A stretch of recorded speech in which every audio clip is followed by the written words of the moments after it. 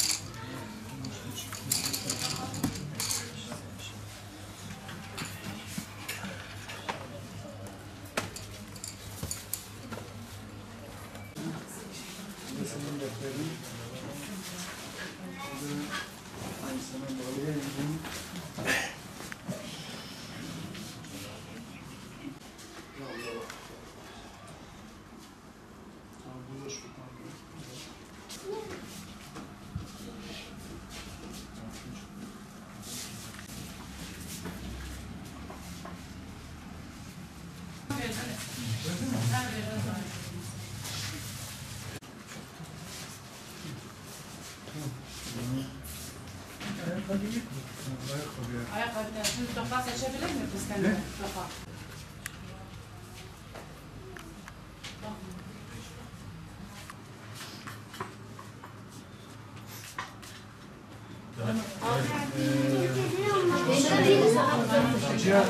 Kızıltepe Umut Kervanı olarak okulların açılmasıyla ilkokul, ilköğretim okulu çocuklara çanta, kırtasiye, kalem, defter gereken malzemeleri dağıttık.